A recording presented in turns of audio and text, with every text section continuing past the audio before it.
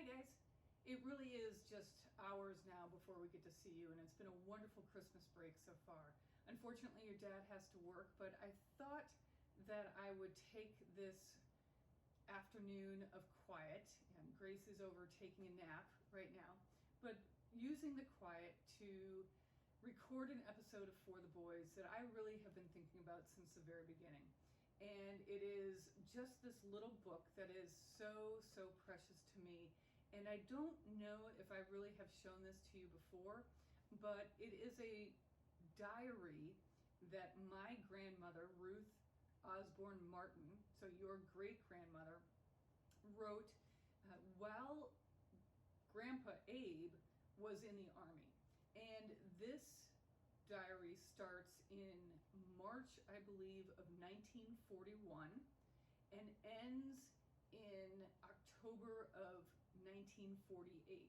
So there's, over 7 years worth of entries in here. She did not write every day, but it is really incredible the detail that she puts into her life while Abe was stationed all sorts of different places, especially in the West Coast, and then when he was in the Pacific.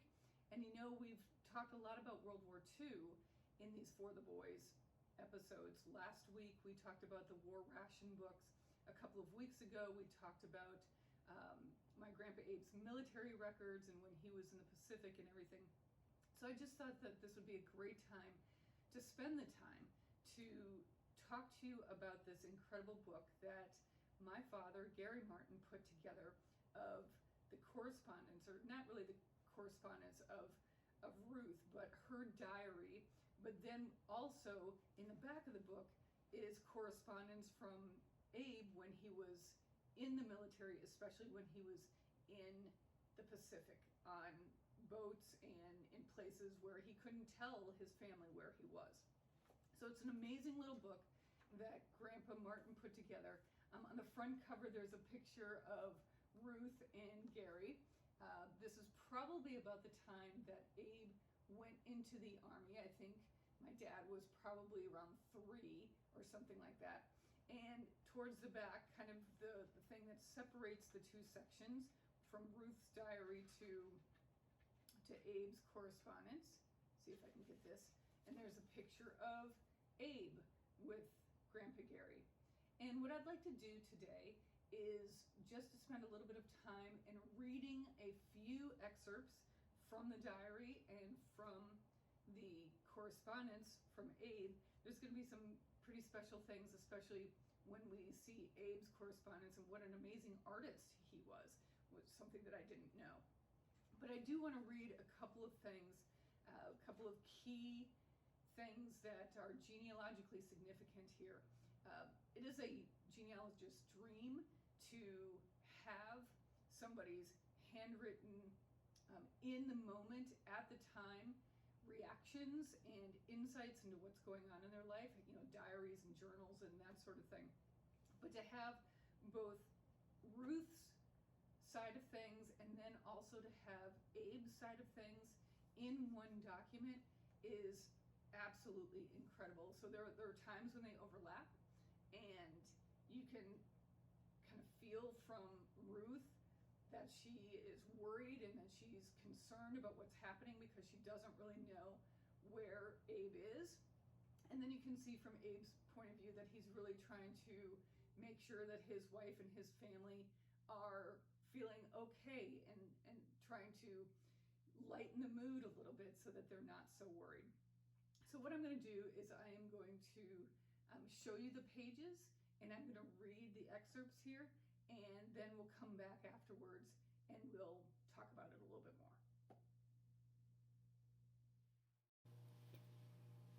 At the top of the first page of Ruth's diary says in big letters, "We're in the Army now." So this is 1941, March 29th. It was a Saturday. Abe left today for Fort Knox, Kentucky, to report to the 1st Armored Division for active duty. Due there tomorrow. Stayed overnight in Charleston with Grace, his sister. I'll not join him until later or until arrangements can be made to move. A few days later, Abe wired to say he is being sent to Pine Camp, New York with the 4th Armored Division, which is the 24th Engineers. September 4th, 1941, Thursday. Left Watertown about noon for Fort Knox, Kentucky, which is to be our next station. September 6th, Saturday. Arrived at Fort Knox. Abe checked in and we later found a house at Valley Station. Stayed at Central Mess on the post for 3 days, but that's all we are permitted to stay. 5th Armored Division, 22nd Engineers. Terribly hot, and Gary is not too happy being confined. September 10th, Wednesday. Staying at the house and sleeping on the floor, mattresses of course, while waiting for the furniture to arrive. September 12th, Friday.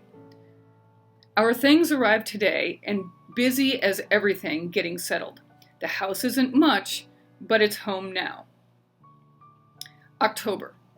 Abe is kept very busy at the post, but we are all well and happy. Gary and I enjoying shopping in Louisville. Home, met, and like very much, John, Irene, and Mary Jo McWhorter. October 17th, Friday. Mother, Dorce, Joe, Betty, and Judy down for the weekend. Beds everywhere, and Abe sent to the attic. What a laugh Gary got out of that. October 29th, Wednesday.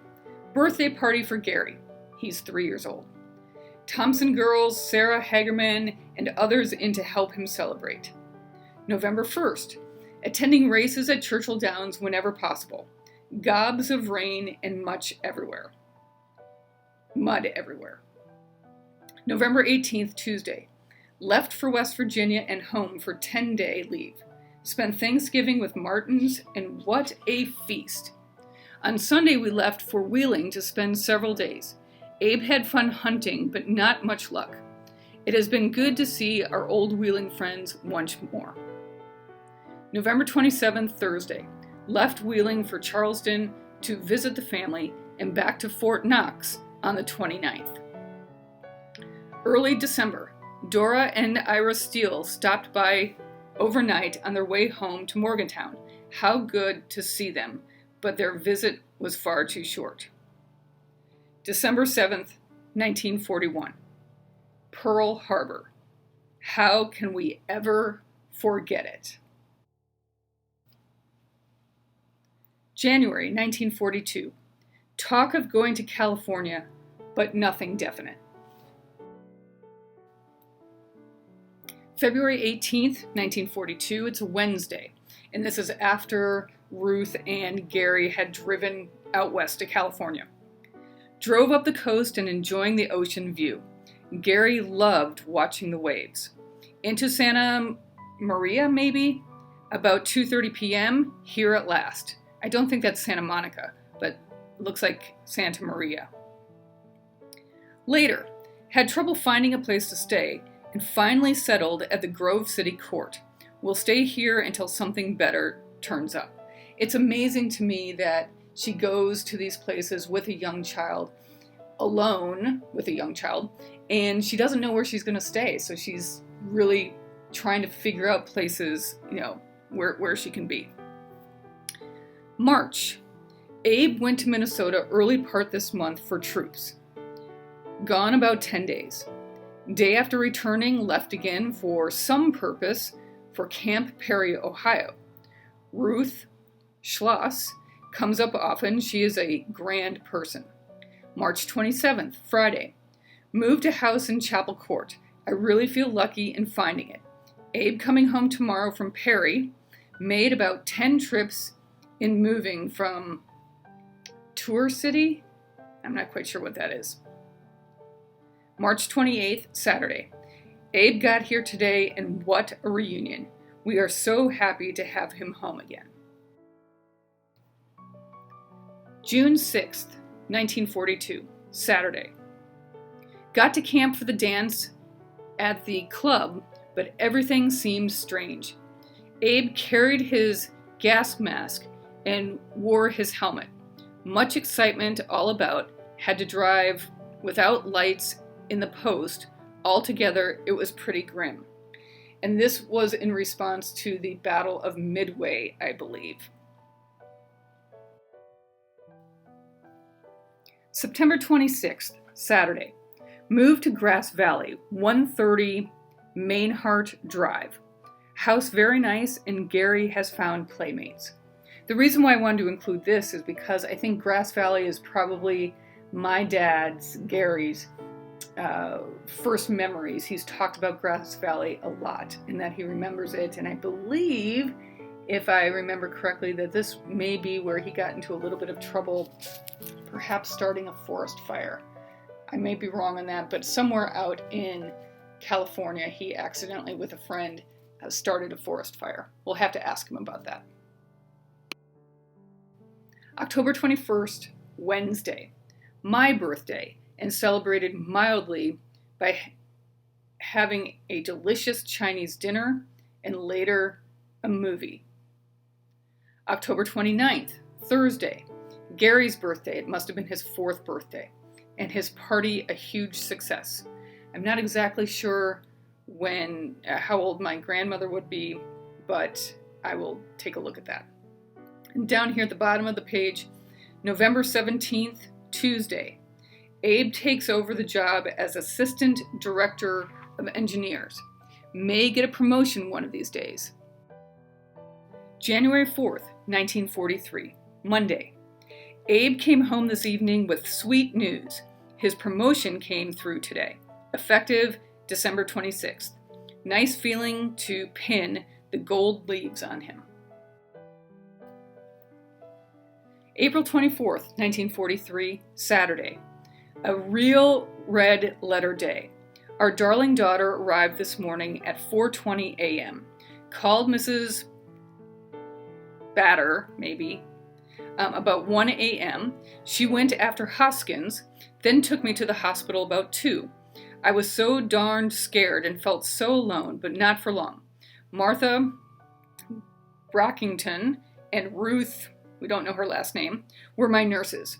Dr. Fry thought at first we had a boy, but it was really a thrill when he announced we had a tiny daughter, weighed 6 pounds 10 ounces, dark hair, dark eyes, just right, and my pride and joy. Gary too. Hoskins took Gary home with her later in the day to keep him until I could leave the hospital. Wired Abe and Maisel, which is Ruth's sister.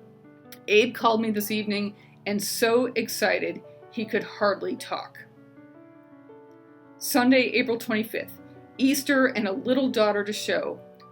Lovely flowers and roses from Abe and tulips from Nina. Feeling pretty grand.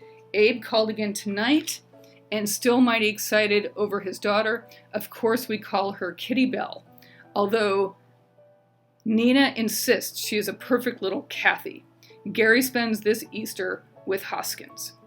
And we hear more and more about Hoskins taking care of the kids throughout their time at this point. June 5th, 1944, Monday. Our 7th anniversary, but it's not a very happy occasion.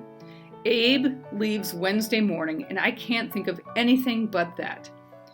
It about drives me wild. I'm not sure what that word is. Had a dinner with the Gaskins. Abe gave me a lovely gold bracelet. June 6th, Tuesday. News of the invasion of Europe. A letter from Ira Steele and goodbye to Abe. Took him out to camp about 11:30. It's so awfully hard to see him go, but I know it's what he wants to do. September 6th, 1944, Wednesday. 12 letters from Abe today and 2 yesterday. Now I know he is going to the island of Yap, our little code words. His letter written on the 6th of August indicated he might be going to Palau. Anyway, wherever he goes, he is going into danger, and I worry about him so. Nothing can happen to him. September 17th, 1944, Sunday. Important news today by radio. Repeated that the 81st Division has landed on Anguar. I'm not going to be able to get these island names correct. One of the Palau Islands. Abe must be there. Strange as it may seem, I'm glad he has landed. This awful feeling of not knowing where he was going or when has about driven me crazy. I was sure it was Yap, but it seems his final deductions were right. The 81st landed September 15th. October 18th, Wednesday. I've heard from Abe several times and thank God he is safe. Days and weeks without mail can be pretty awful. He seems to think they will be moving on again, and it may be Ubethe. November 23rd, 1944, Thursday. It's Thanksgiving. Our first Thanksgiving without Abe. Hope it is the last. And a little bit further down. Abe is in the Palau, I don't know what that is, and says it's awfully hot and disagreeable there. How I wish he were here instead. December 25th, Monday, Christmas. Another month has passed. Abe is still in Palau, but homesick for Grass Valley. April 12th, 1945, Thursday. A sad day for America. President Roosevelt died this afternoon, and I feel a close friend has been taken from me. It has been such a shock. The entire nation is mourning his passing. May 28th, 1945, Monday. 2 letters today from Abe from the Philippines. Letters were dated May 1st and 2nd. It's such a relief to know where he is and that he is well. Hope his 90 points will get him home soon, but I'm trying not to be too optimistic. June 18th, 1945, Monday. Abe's letter of June 5th came today. Wonderful news that he expects to start soon for home. Maybe a discharge and maybe not. However, if it is, it's just too grand to be true, but I'm hoping and praying it is true. June 27th, Wednesday. Abe's letter of the 19th came today saying his orders are being cut, so looks as if our dreams are coming true. Maybe on his way right this minute.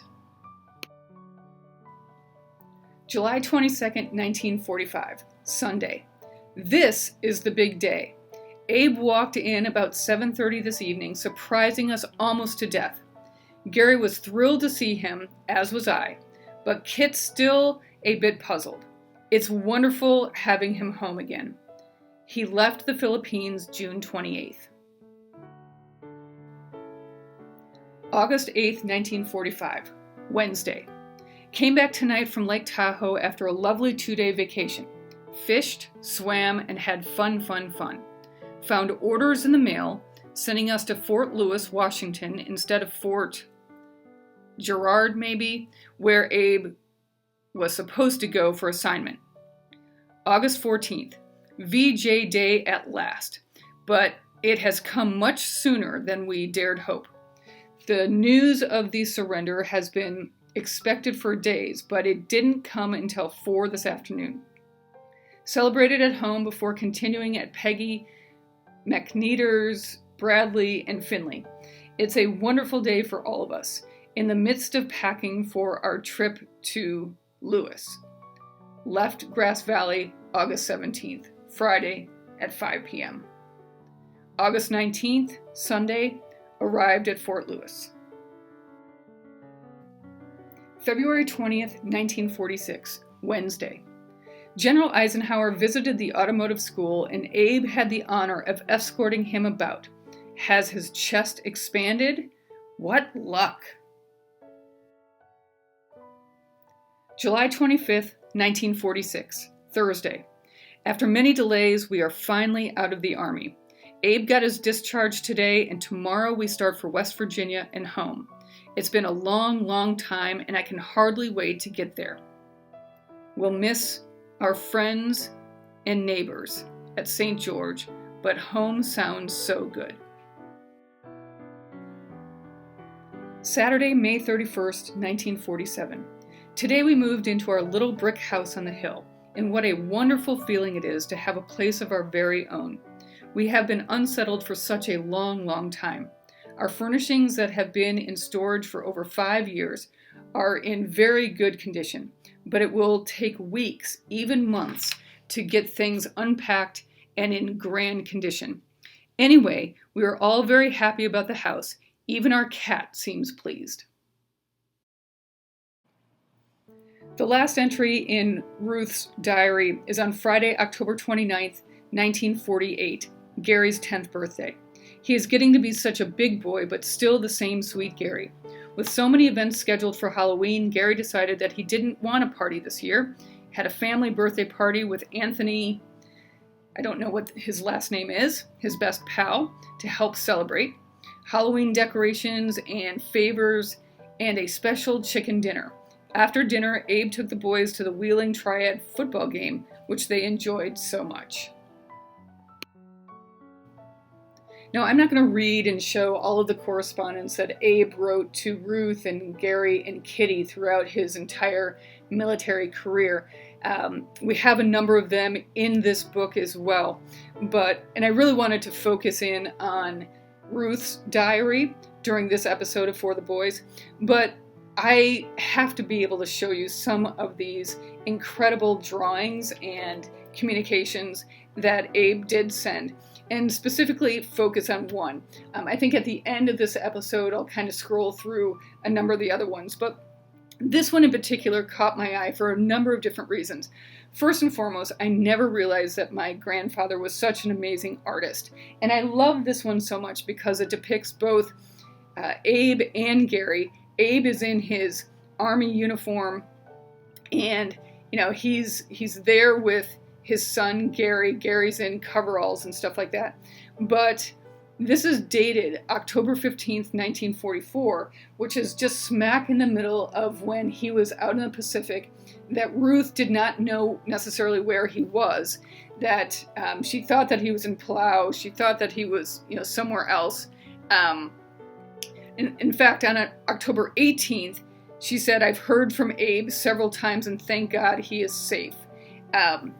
So this was really kind of crunch time for this family. And for Abe to send this cartoon out and say, "Oh boy, Gary, just you wait till I get home. We will go hunting and fishing, and besides playing with airplanes, we shall have a couple of rounds with Kitty and Ruth too. Love, Dad." And the funny thing is that not only was my grandfather kind of a big wig in the Army, and he had, so much, he was a major with the 155th Engineers and stuff like that, but he was also the base censor. So it was his job to go through everybody's mail to make sure that they weren't saying things that they weren't supposed to say. So I just love this. He is upbeat. He's talking about when he gets home. He's not scaring his children at all. And he also says happy birthday too, because my dad's birthday is in late October. But this is just one depiction of the kind of man that he was really trying to make sure that his family had communication from him, that he was upbeat, and that he made sure that everybody knew that he missed them and loved them so much. So I just wanted to show that one. And at the end of this episode, I'll scroll through many more so that you can see the amazing artwork and the types of communication that he sent while he was in the most dangerous of all dangerous places in the Pacific during World War II. What a tremendous gift this diary and these correspondence are to our family. It's amazing to be able to go through the history, to be able to go date by date, to be able to see what it was that they were doing, where they were going. I mean, to me, it's unbelievable that she would just pack up her kids and go to the next base or the next town and have to find a place to stay and make new friends, and then months or weeks, months, years later, she would have to move on to the next place. I mean, what a different time. But these words, my grandmother's words, are so amazing to read because you can just um, feel everything that she is feeling at the time, through her words. Um, it's incredible. And to be able to have this book that my dad put together of his mother's words alongside the correspondence from his father, so that you can really compare what she's feeling to what he's doing and that sort of thing. It's amazing. And I love this little book so much. It's something that we definitely need to keep in our family for a long time. And I know that you'll love reading it when you have the opportunity to do so. So I'm happy that I've been able to highlight some things here, but that's only like, 10% of what's in that book. So I hope, guys, that you take care of this precious gift that we've been given. It really is history coming to life. And, as I always say, you're making history today. So everything that you do is important as part of your legacy, as part of the legacy of our family. And I'm just so thrilled to be able to share this kind of amazing artifacts with you through this medium and for the boys. But it'll just be a couple of days, less than a couple of days. Really just hours now until I get to see you at Christmas time. And so just remember how much I love you and how much I enjoy doing this for you, because this is what families do. We want to pass along our legacy. So someday I know that you'll enjoy these. All right, guys, I'll see you later. And remember, I love you so much.